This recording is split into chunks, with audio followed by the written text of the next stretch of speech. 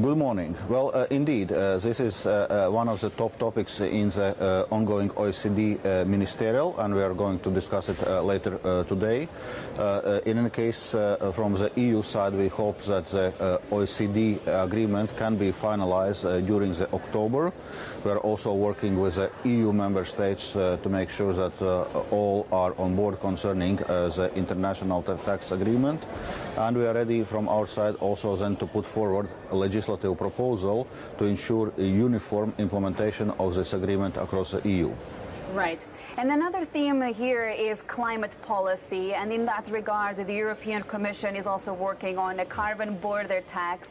And so in that context, I was wondering, what are you doing to make sure that that specific tax will not raise further trade tensions with the United States? Well, from that point of view, of course, it's very important that the carbon border adjustment mechanism, which we put forward, is compatible with WTO rules and with our international obligations. And the key word for this is non-discrimination, not treating importers worse than we treat our own producers. So basically what we will be doing, as we will be phasing in the price on carbon on energy-intensive industries, at the same time we will be phasing in also CBAM. So at no moment we will be creating some kind of unlevel playing field. In effect, CBAM is to ensure that there is a continued level playing field, as we are putting price on carbon for EU industries in a framework of European Green Deal. We need to then deal with the carbon leakage, and that's what we are doing with this carbon border adjustment mechanism. And so do you think that will be enough to convince the United States?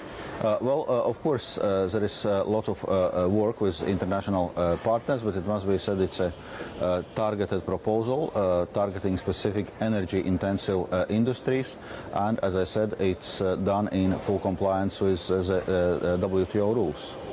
And when it comes to the relationship with the United States, you've said that working with the Biden administration was going to be easier than with the previous team at the White House. I was wondering, how's that going? Because trade tariffs are still on the table. There was that spat over the submarine deal. How would you describe your working relationship with the United States at this point? Well, first of all, EU and US are strategic partners, so it's very important that we cooperate, that we talk, or even if there are some differences on some of the points. Well, with a new Biden administration, we already managed to ground Airbus-Boeing dispute. We just successfully launched Trade and Technology Council in Pittsburgh, and now we are indeed working very intensively also to resolve one dispute left by Trump era, which is steel and aluminum tariffs.